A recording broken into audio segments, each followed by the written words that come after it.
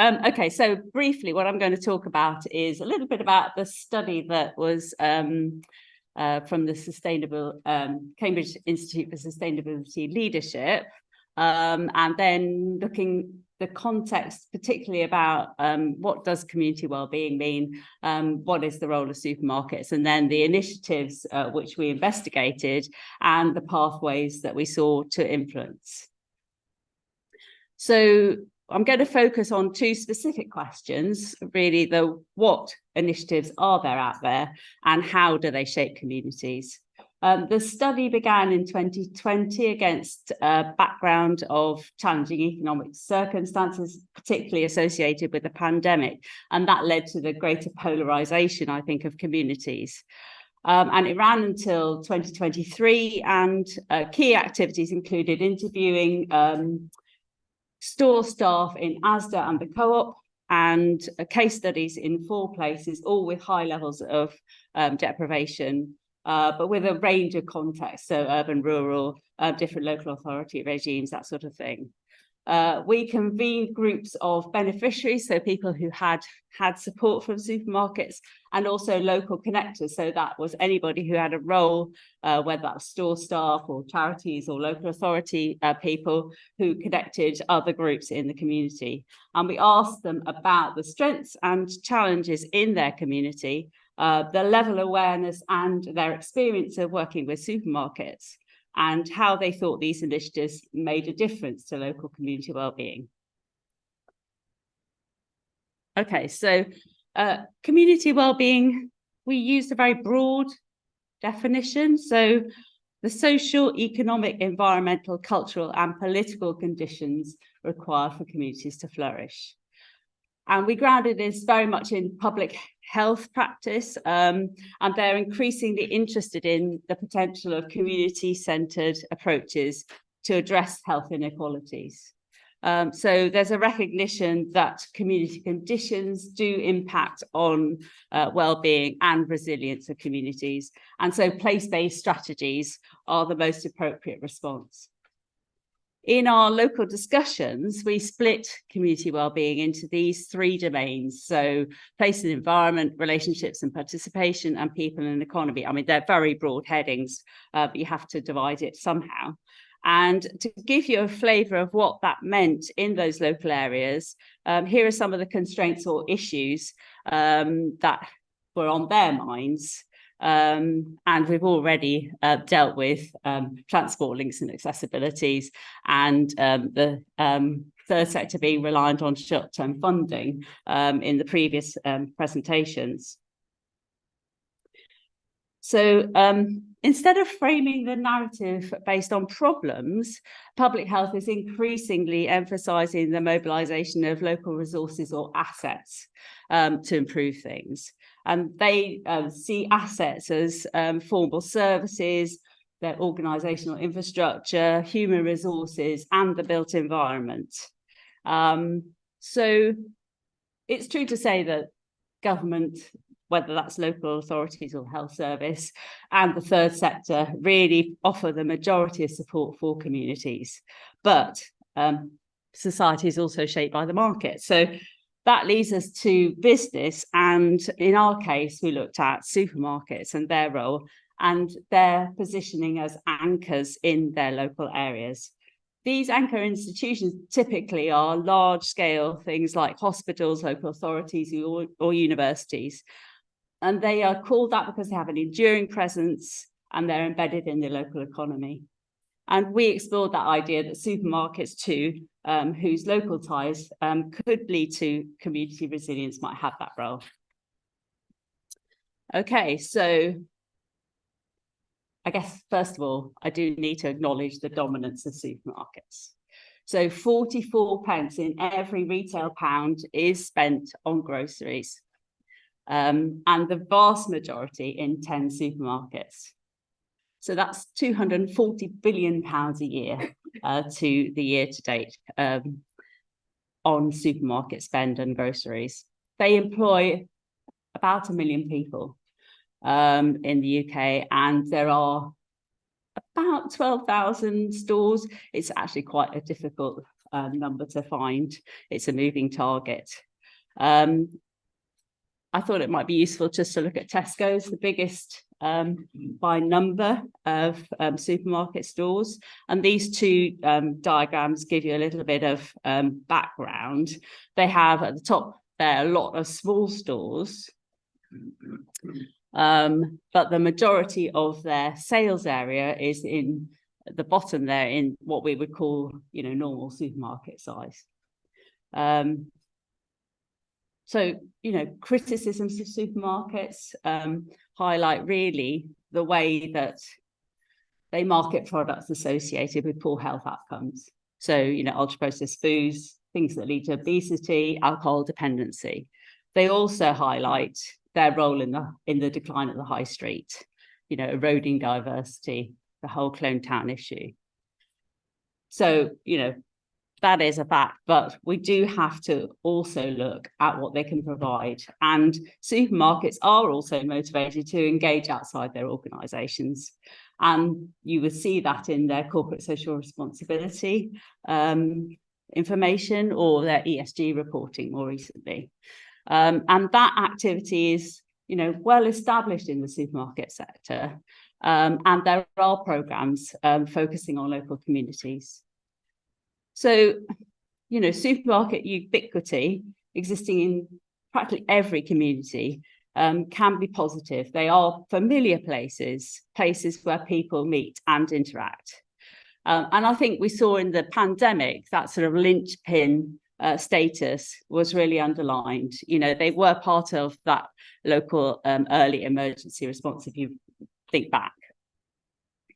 So turning now to their community-oriented initiatives, we created this typology by looking at their annual reports, their ESG reports, and so on. And specifically, we looked for any action or initiative that was described as a strand of their community strategy. But it had to be an activity that was truly local, not a national initiative. I mean, a lot of the publicity from supermarkets is about the amount of money they've raised for charities or working with the bigger food redistributors like FareShare.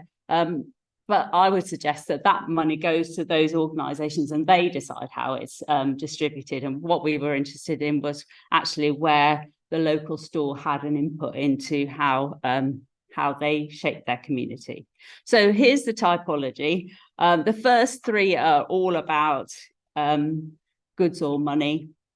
So the first one, supporting the food banks or indeed any food redistribution to groups that provide meals as part of their wider service. And those are the goods that you and I put in those things at the front of store, but it also includes the surplus that they pass on from the back of the store operations. And this is a very complex area, and it's actually something that is part of our ongoing research that I'm not talking about today. Then the second one, financial support for local groups. 4 supermarkets run token schemes. You probably put tokens in to choose your local charity and who might get what.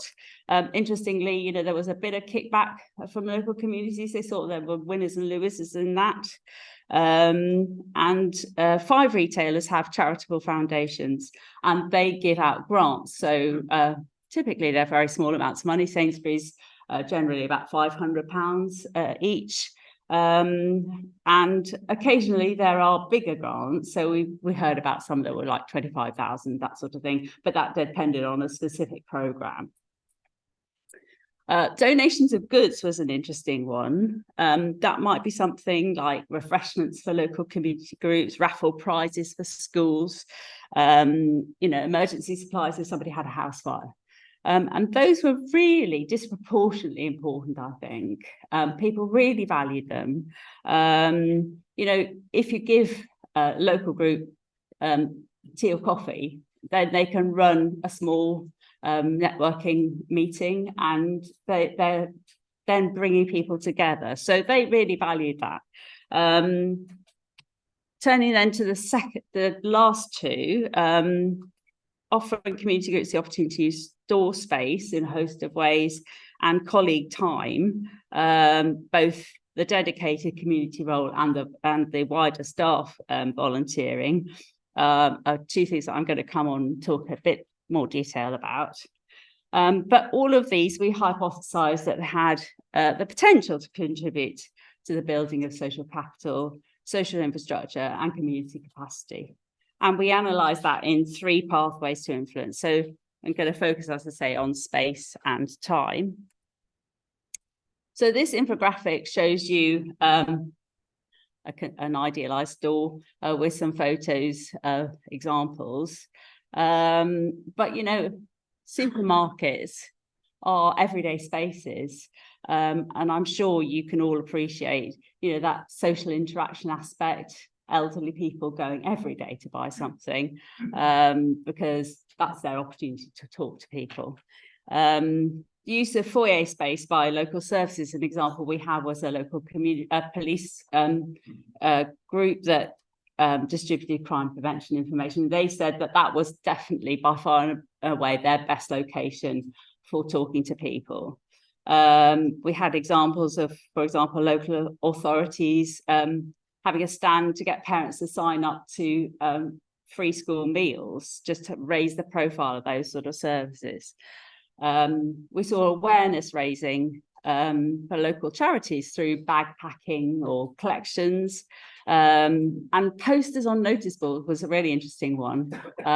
We did some works with local community researchers, and they found that was actually something that they felt was very helpful to them. Other examples we saw were health screening units or community events in the car parks, elected member surgeries in meeting rooms, and then store cafes used by friendship groups or older people's lunch clubs, or informal sessions to address social isolation, and they could give them signposting to ongoing support. So with all of those, the key to making a difference was the fact that these are spaces with an absence of stigma.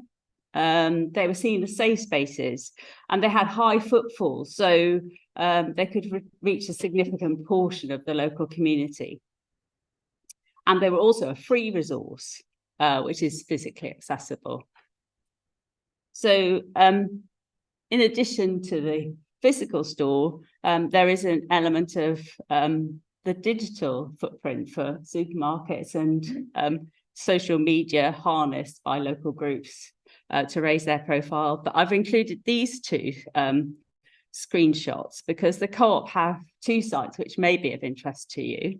The one on the left is their Cooperate website, where anybody can go and link local groups to, you know, they're looking for volunteers or they're promoting an event. And I think there are about 11,000 charities on there so far.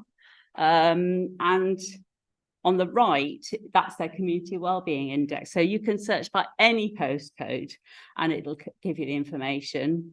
It's a sort of blended database. And yes, it may be challenging to interpret, but it certainly is a useful starter for conversation.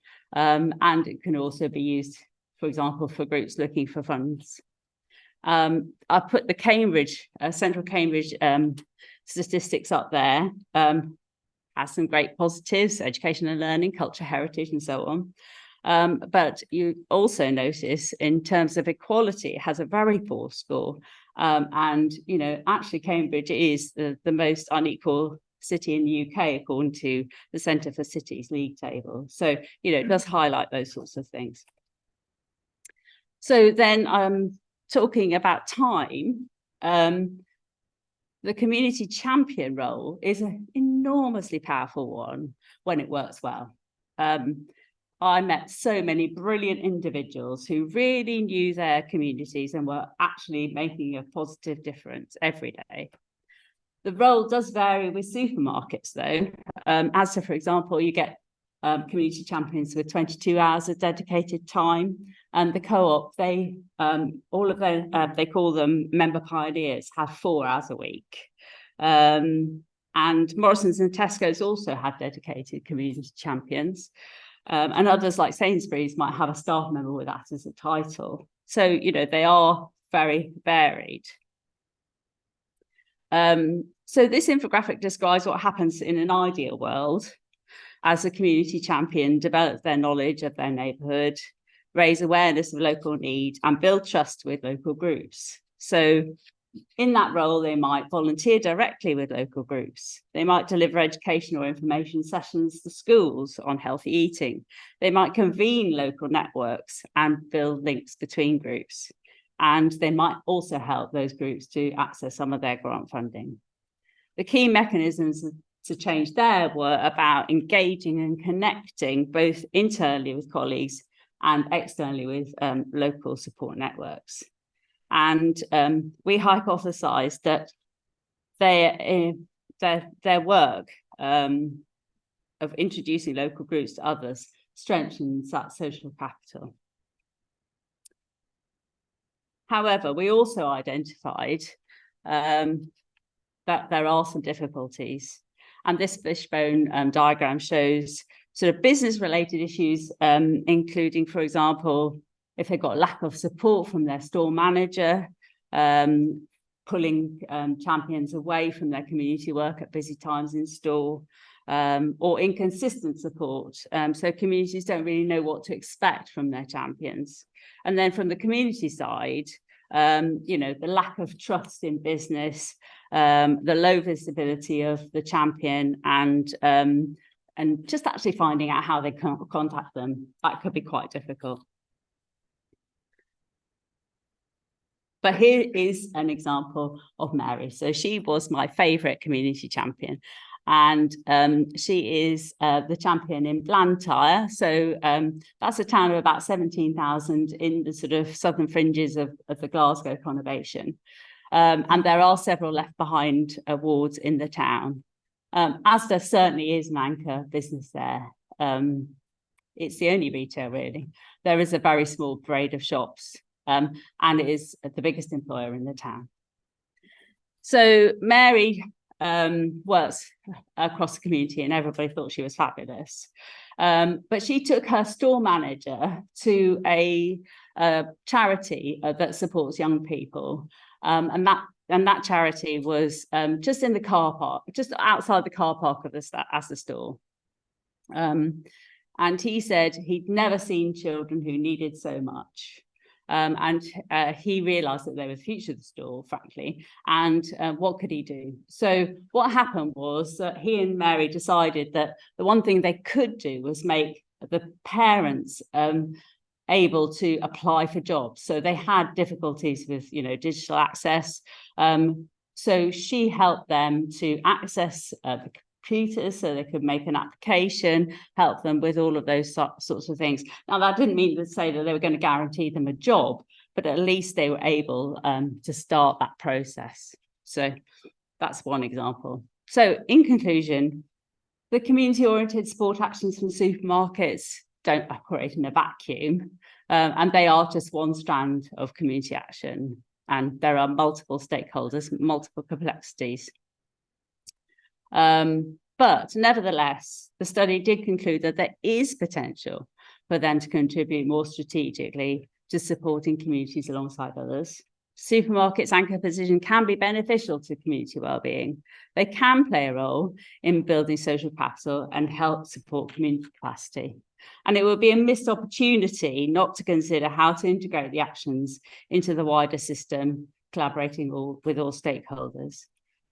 They really need to embed community support in the business, though, addressing issues around consistency of provision, and then the supermarket and the community can gain from those relationships. Thank you.